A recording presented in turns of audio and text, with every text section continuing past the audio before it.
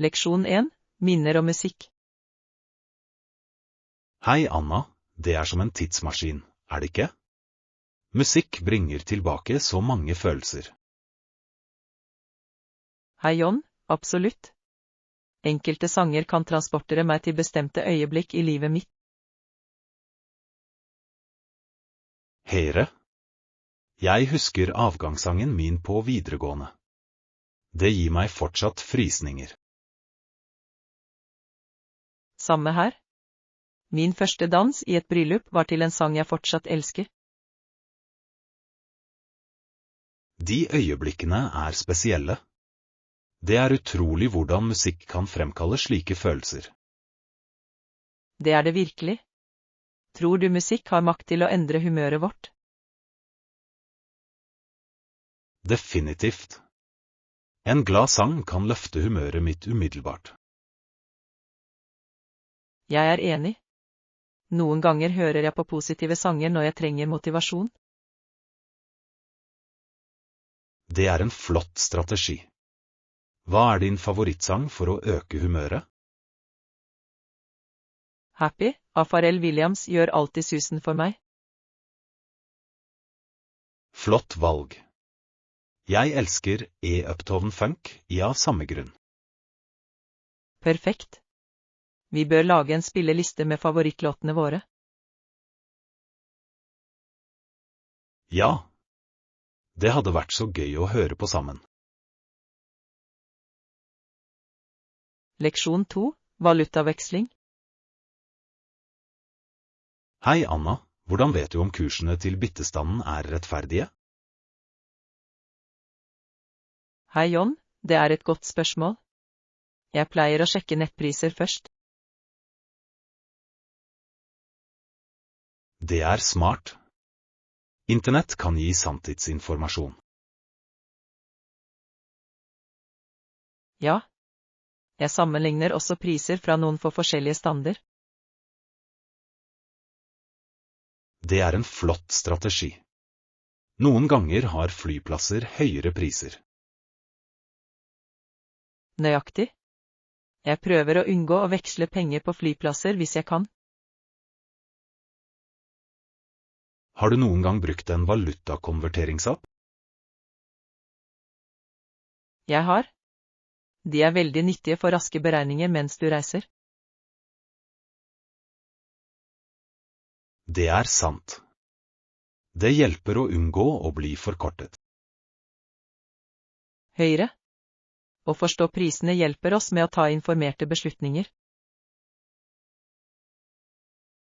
Absolutt. Det handler om å være forberedt og bevisst. Leksjon 3. Hvor skriven? Hei, Anna, jeg bare lurte på. Vet du tilfeldigvis om det en skriver tilgjengelig for gjester å bruke her? Å, ja, absolutt. Vi har et forretningssenter med en printer som gjestene velkomne til å bruke. Fantastisk, det så praktisk. Jeg håper å kunne skrive ut noen ting før møtet mitt. Perfekt, forretningssenteret rett nede i gangen. Du velkommen til å dra dit og bruke skriven. Flott, takk for at du ga meg beskjed. Jeg setter stor pris på å ha tilgang til en slags bekvemmeligheter. Definitivt, det en av fordelene ved å bo her. Forretningssenteret åpent 24. juli for gjestenes bruk. Det veldig godt å vite. Det alltid nyttig å ha slike ressurser tilgjengelig. Absolutt. Vi prøver å gi våre gjester så mange praktiske tjenester og fasiliteter som mulig. Det fantastisk. Det gjør virkelig en forskjell når du på reise og trenger å få noe trygt. Jeg glad jeg kunne peke deg i riktig retning. Gi meg beskjed hvis du trenger noe annet under oppholdet. Vil gjøre det, takk så mye, Anna. Dette har vært til stor hjelp. Jeg er selvfølgelig glad for at jeg kunne hjelpe. Nyt resten av dagen. Du også, Anna. Denne samtalen har vært veldig informativ. Leksjon 4, Fancy Coffee Shop. God morgen, Anna. Jeg kunne ikke unngå å legge merke til at du fikk deg en fancy kaffe der. Hva er brygge? Å, dette. Det er en mørkstekt blanding som kafeen her virkelig er kjent for. De har et stort utvalg av kaffe. Samme her. Jeg er alltid på jakt etter nye og interessante kaffesmaker å prøve.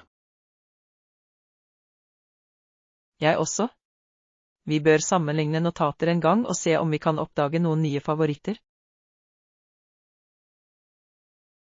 Absolutt, det høres ut som en plan.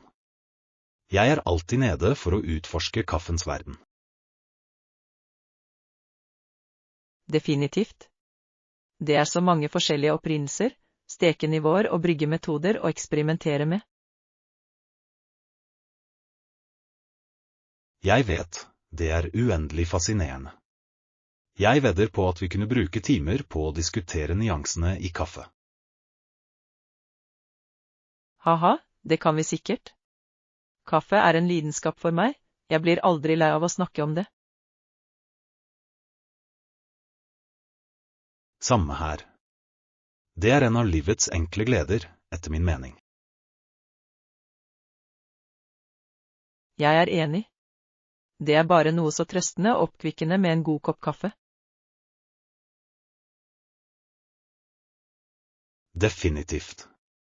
Ok, heier på det. La oss inngå en pakt om å prøve noen nye kaffer sammen snart.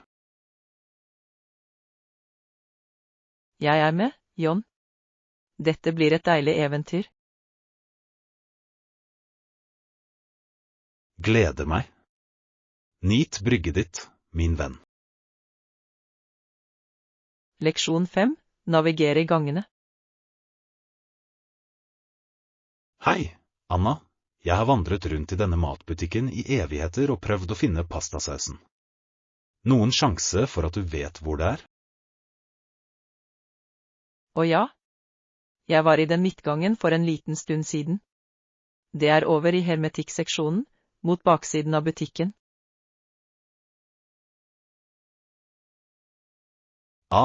Perfekt. Det er veldig nyttig, takk. Jeg begynte å føle meg litt tapt. Ikke noe problem i det hele tatt.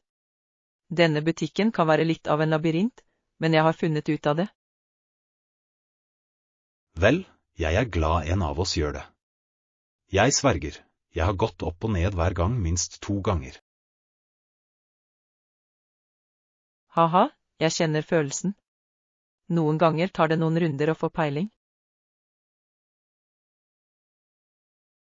Definitivt. Ok, jeg skal for å lete etter den pastasausen. Setter pris på tipset, Anna? Selvfølgelig. Gi meg beskjed hvis du trenger annen veiledning for å navigere i gangene. Vil gjøre det, takk igjen. Dette stedet er som en helt ny verden for meg. Ikke bekymre deg, du får taket på det. Bare ta det en gang om gangen. Høres ut som en plan. Ønsk meg lykke til. Lykke til. Jeg er sikker på at du finner alt du trenger. Takk, Anna. Jeg vil se deg rundt i butikken, det er jeg sikker på. Leksjon 6, Søvnige samtaler. Hei, Anna. Holdt noe deg oppe i går kveld? Hei, John, ja. Jeg fikk ikke sove på grunn av høy musikk fra en fest i nærheten. Jeg beklager å høre det. Var det en spesifikk sang som plaget deg? Egentlig ikke, det var bare takten som holdt meg våken. Hva med deg? Sov du godt? Jeg sovnet faktisk tidlig, men jeg våknet 3:00. Å nei? Hva vekket deg? En merkelig lyd utenfor. Det hørtes ut som en katt som slåss. Det må ha vært urovekkende. Klarte du å sovne igjen? Til slutt, men det tok litt tid. Jeg tenkte hele tiden på hva som forårsaket støyen. Jeg hater når det skjer. Det gjør det vanskelig å slappe av. Nøyaktig. Jeg hører vanligvis på myk musikk for å hjelpe meg å sove. Hva gjør du? Jeg foretrekker stillhet eller noen ganger en hvit støymaskin. Det hjelper med å overdøve distraksjoner. Det er en god idé. Kanskje jeg burde prøve det. Definitivt. Det kan hjelpe deg å sove bedre. Takk for tipset. Jeg skal prøve det i kveld. Leksjon 7. Musikalsk glede. Hei, Anna. Hva slags musikk gir deg lyst til å danse? Hei John, enhver optimistisk poplåt får meg virkelig i bevegelse. Hva med deg?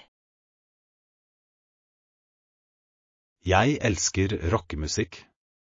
Energien bare trekker meg inn. Det er interessant. Har du et favorittband? Ja, jeg liker veldig godt The Beatles. Sangene deres løfter alltid humøret mitt. Å, jeg elsker dem også. Twist and Shout gir meg lyst til å danse hver gang. Nøyaktig. Det er en sånn klassiker. Synger du med når du hører det? Helt. Jeg kan ikke dy meg. Å synge med er så gøy.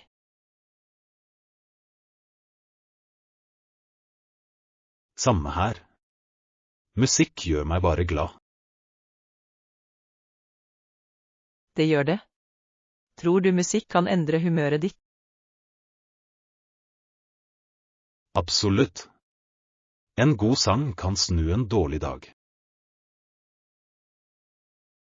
Ja. Det er som magi. Hvilken sang muntrer deg opp? Here comes the sun lyser alltid opp dagen min. Hva med deg? Leksjon 8. Språkeventyr.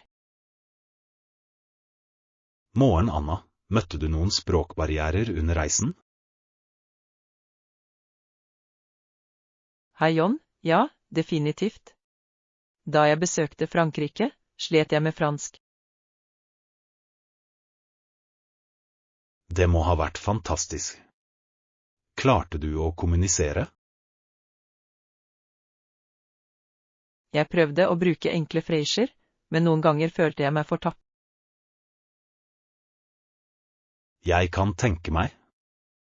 Var det noen som hjalp deg? Ja, en snill lokalbefolkning hjalp meg med å finne veien. Det var en lettelse. Så fint. Det er flott når folk er villige til å hjelpe. Absolutt. Hadde du noen lignende opplevelser? Ja, i Spania hadde jeg problemer med å bestille mat. Hva gjorde du? Jeg brukte en oversettelsesapp som hjalp mye. Det er smart. Teknologi kan virkelig bygge bro over gapet. Sikkert. Å lære noen få nøkkelsetninger gjør også en stor forskjell. Leksjon 9. Søvnstrategier. Hei, Anna. Jeg prøvde å justere søvnplanen min gradvis. Hei John, det er en god idé. Hva annet hjelper deg? Jeg har begynt å unngå skjermer en time før sengetid. Det gjør virkelig en forskjell. Det høres nyttig ut. Jeg leser vanligvis en bok for å hjelpe meg å slappe av. Å lese er flott. Hvilken sjanger foretrekker du? Jeg elsker mysterier. De holder meg engasjert helt til jeg sovner. Interessant. Jeg pleier å gå for fantasy-romaner. De hjelper meg å rømme. Å rømme inn i en annen verden høres fantastisk ut. Har du en favorittforfatter?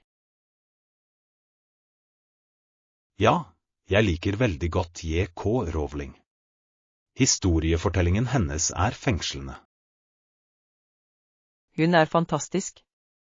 Har du prøvd å høre på beroligende musikk før du legger deg? Ikke ennå, men jeg har hørt at det kan være avslappende. Gjør du det? Hele tiden. Det hjelper meg å rydde tankene mine. Jeg burde gi det en sjanse. Kanskje det hjelper meg å sove bedre. Leksjon 10. Drømmedestinasjoner. Morgen, Anna. Det er vanskelig å velge, men jeg elsker det krystallklare vannet på Maldivene. Hei John, Maldivene er fantastiske. Hva elsker du mest med dem? Det pulserende livet i havet. Snorkling der må være utrolig. Absolutt. Jeg har sett bilder av fargerike fisker og korallrev. Det ser ut som et paradis. Har du noen gang vært på et lignende sted? Ja, jeg besøkte Karibien en gang. Vannet var også vakkert. Det høres fantastisk ut. Hvilken øy dro du til? Jeg dro til Aruba. Strendene var uberørte og så avslappende. Jeg vil gjerne besøke Aruba.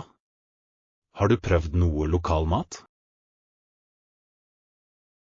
Ja, sjømaten var fantastisk. Frisk og deilig. Ennam.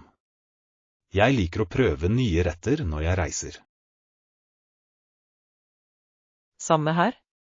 Det er en fin måte å oppleve kulturen på. Nøyaktig. Jeg gleder meg til å utforske flere steder med klart vann. Leksjon 11. Northern Discoveries. Hei, Anna. Har du hørt om Nunavut, det nye territoriet i Canada? Hei John, ja. Det er fascinerende å lære om nye steder. Hva er spesielt med det? Det er kjent for sitt fantastiske landskap og unike dyreliv. Det høres spennende ut. Jeg har hørt at nordlyset er fantastisk der. Det er de virkelig. Fargene er levende mot den mørke himmelen. Det vil jeg gjerne se. Er det mange lokalsamfunn i Nunavut? Ja, men det er veldig avsidesliggende. Kulturen er rik og mangfoldig.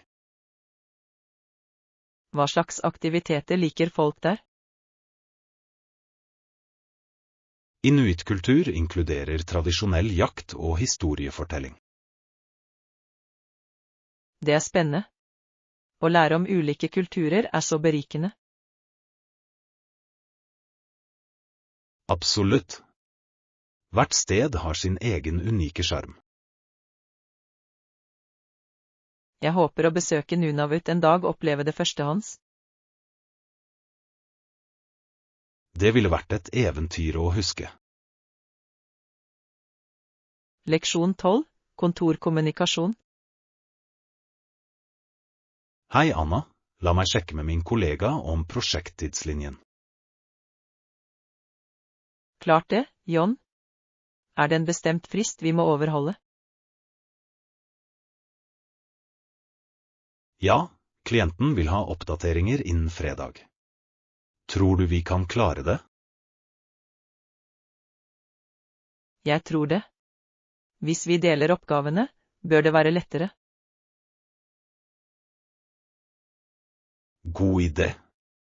Jeg kan fokusere på forskningsdelen. Hva med deg?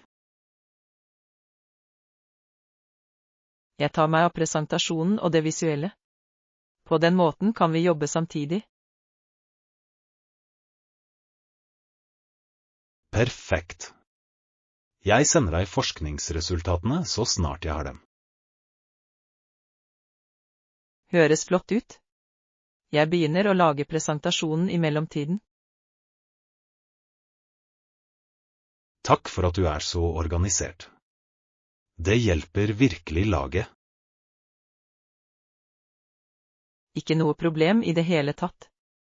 Kommunikasjon er nøkkelen i teamarbeid. Absolutt.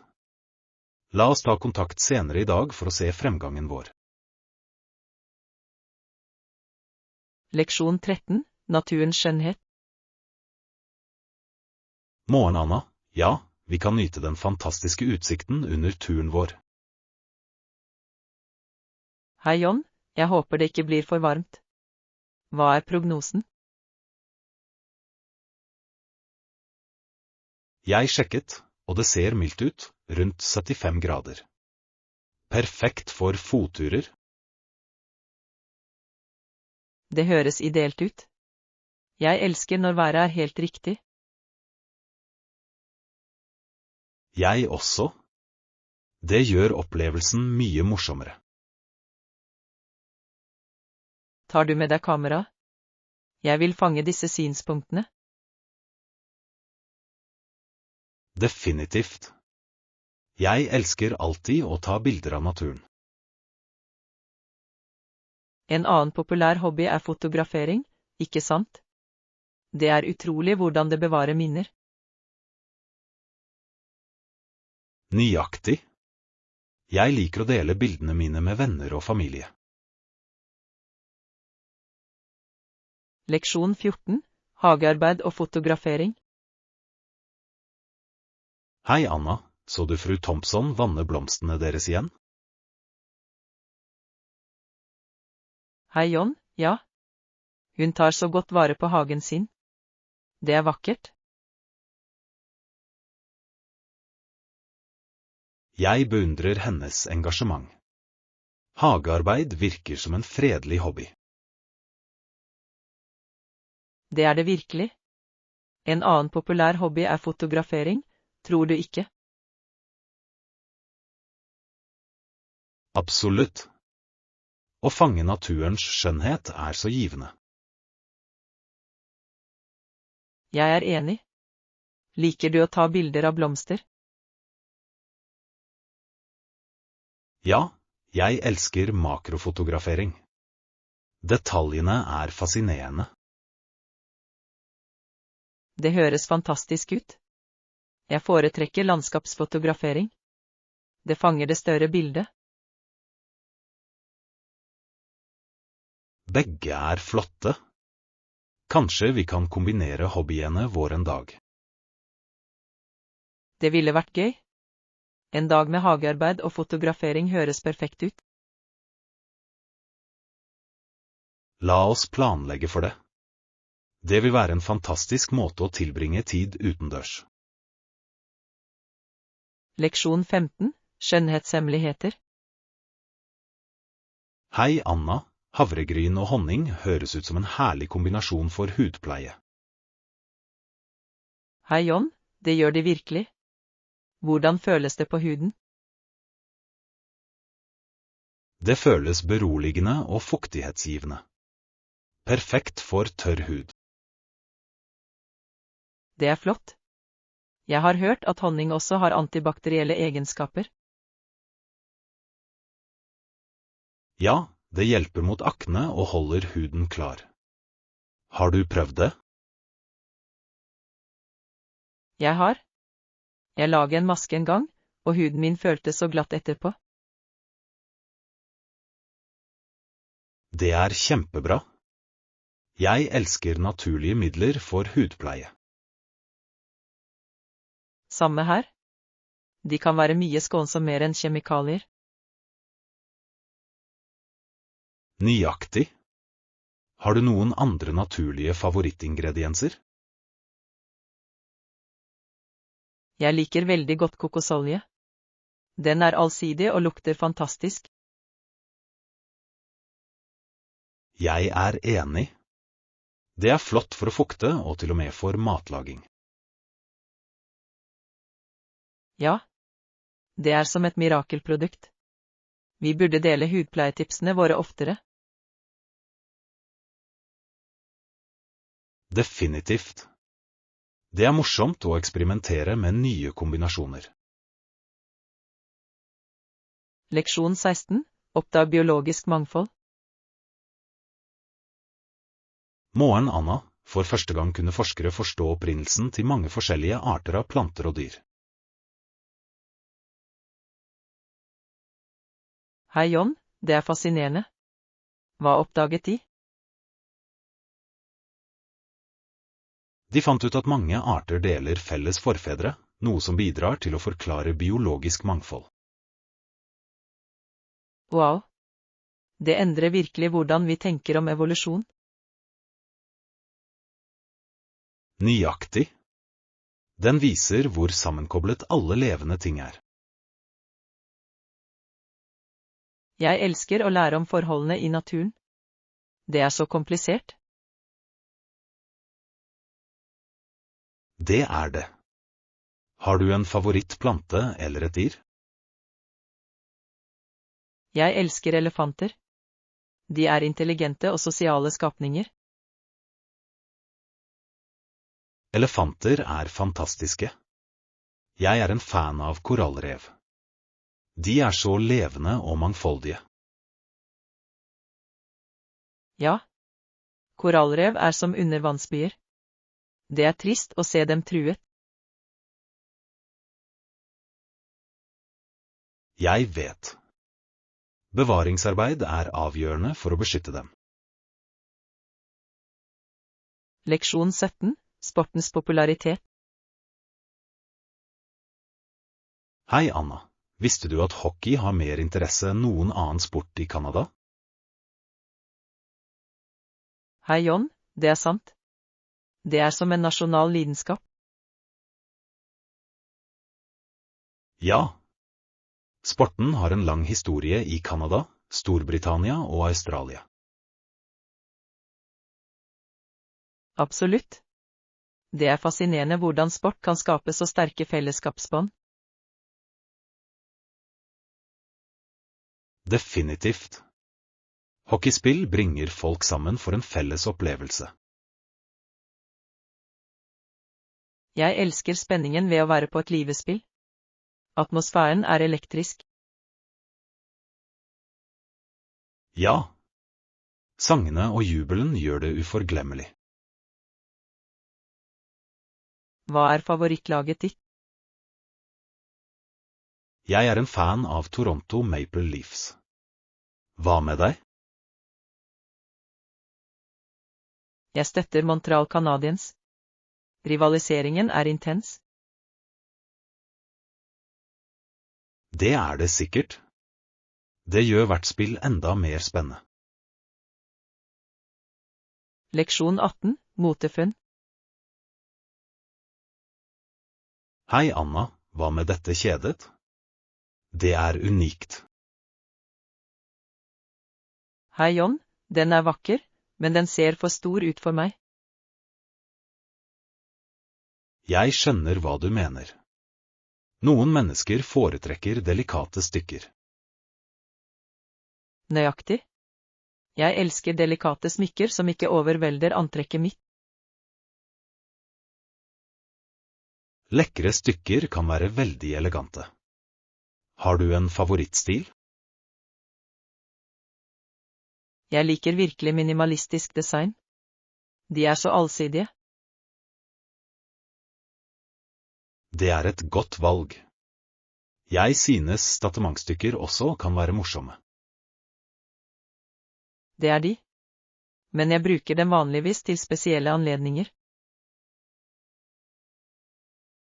Gir mening. Hva med ringer? Foretrekker du dristige eller subtile? Jeg foretrekker subtile ringer.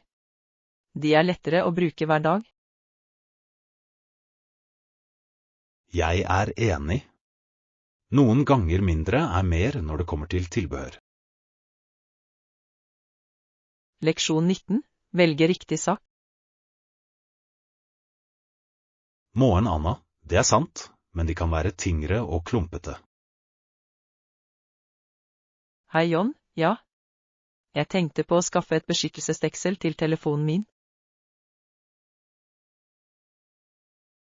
Har du vurdert et silisiumdeksel? De er lette og fleksible. Jeg antar at jeg går med et silikondeksel da. Det høres praktisk ut. De gir god beskyttelse uten å legge for mye vekt. Nøyaktig. I tillegg kommer de i så mange farger og design. Høyre. Du kan velge en som matcher din stil. Jeg elsker det. Har du en favorittfarge på sakene dine? Jeg pleier å gå for mørke farger. Det er mindre sannsynlig at de viser riper. Smart valg. Jeg liker lyse farger for litt moro. Det er en god idé. Det er fint å uttrykke deg gjennom tilbehøret ditt. Leksjon 20. Navigering i transport. Ok, Anna, jeg har et raskt spørsmål til deg. Vet du tilfeldigvis hvordan du kommer deg til bussholdeplassen herfra? Å, ja, det er faktisk veldig lett å finne. Bussholdeplassen ligger rett over gaten fra hovedinngangen. Fantastisk, det er superpraktisk. Jeg er glad det ikke er så langt unna. Definitivt. Det er bare en kort spasertur, så det bør være en rask og enkel tur. Flott, det er godt å vite. Jeg prøver å finne den beste måten å komme til møtet mitt i dag. Å ta bussen høres ut som et flott alternativ da. Tidsplanene er ganske pålitelige rundt dette området. Fantastisk, det er virkelig nyttig informasjon. Jeg var litt bekymret for å navigere i det offentlige transportsystemet. Ingen grunn til bekymring. Bussene her er veldig greie og brukervennlige. Det er en lettelse å høre. Jeg vil sørge for at jeg kommer dit i tide uten problemer. Jeg forstår helt. Bare gå over gaten, og du vil se bussholdeplassen rett der. Det er vanskelig å gå glipp av. Fantastisk, tusen takk, Anna. Jeg setter stor pris på at du tar deg tid til å peke meg i riktig retning. Selvfølgelig hjelper du gjerne. Gi meg beskjed hvis du trenger andre tips for å komme deg rundt i byen. Vil gjøre det, takk igjen. Dette kommer til å gjøre pendlingen min så mye enklere. Jeg er glad jeg kunne hjelpe. Ha en flott resten av dagen, John. Du også, Anna. Denne samtalen har vært til stor hjelp. Leksjon 21. Working from home wonders. Hei, Anna. Hvordan behandler jobben hjemmefra deg i disse dager? Det har sine oppturer og nedturer, for å være ærlig. Jeg har funnet ut at det å holde fokus kan være en skikkelig utfordring noen ganger. Og jeg kan forestille meg. Det må være mange potensielle distraksjoner når du jobber hjemmefra. Absolutt.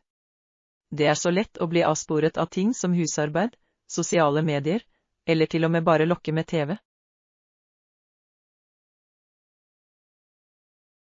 Jeg skjønner hva du mener. Å finne den balansen mellom produktivitet og avslapping må være vanskelig.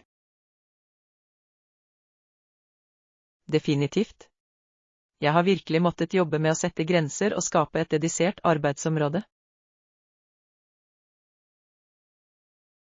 Det er et godt poeng. Å etablere et klart skille mellom jobb og hjemmeliv er så viktig.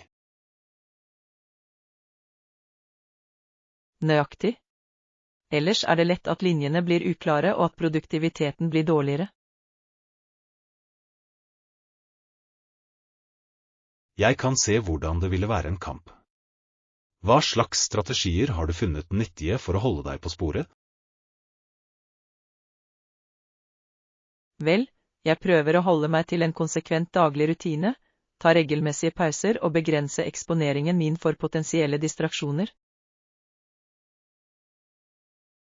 Det høres ut som veldig smarte tilnærminger. Å opprettholde denne strukturen og disiplinen må være nøkkelen. Det er det, men jeg må innrømme at det ikke alltid er lett. Distraksjoner kan være en stor utfordring når du jobber hjemmefra. Jeg kan forestille meg. Men det virker som du har god kontroll på det, noe som virkelig er prisverdig. Takk, John. Det er definitivt en pågående prosess, men jeg lærer mens jeg går. Vel, jeg er glad for å høre at du finner måter å få det til å fungere. Å jobbe hjemmefra kan være en velsignelse, men det krever noen justeringer. Absolutt. Men jeg er fast bestemt på å få mest mulig ut av det å finne det søte stedet med produktivitet og balanse. Jeg er ikke i tvil om at du kommer dit, Anna. Fortsett med det flotte arbeidet. Takk, John. Jeg setter pris på oppmuntringen. Det hjelper virkelig å ha en støttende klangbunn. Når som helst, Anna. Jeg er alltid her hvis du trenger å snakke gjennom oppturer og nedturer med fjernarbeid. Leksjon 22, Keeping it chill. Hei, Anna. Jeg kunne ikke unngå å legge merke til at det har blitt litt støy her inne. Synes du vi skal prøve å holde volumet nede? Å, du har rett, John. Vi bør nok være oppmerksomme på støynivået, spesielt siden vi er i et delt rom. Absolutt. Jeg vil sørge for at vi tar hensyn til andre rundt oss. Jeg er enig. La oss prøve å holde stemmen nede og unngå forstyrrende aktiviteter. Høres bra ut. Jeg ønsker ikke å dempe stemningen, men vi bør definitivt prøve å opprettholde et rolig og fredelig miljø. Definitivt. Vi kan fortsatt nyte samtalen vår, men på en mer oppmerksom og respektfull måte. Flott poeng. Det handler om å finne den balansen mellom å ha det gøy og ta hensyn til omgivelsene våre. Nøyaktig. Jeg er sikker på at de andre her ville sette pris på at vi var oppmerksomme på støynivået. Absolutt. Vi ønsker ikke utilsiktet å forstyrre noen eller skape en ubehagelig situasjon. Definitivt ikke. La oss holde ting kaldt og sørge for at alle kan nyte plassen. Høres ut som en plan, Anna. Jeg er glad vi er på samme side om dette.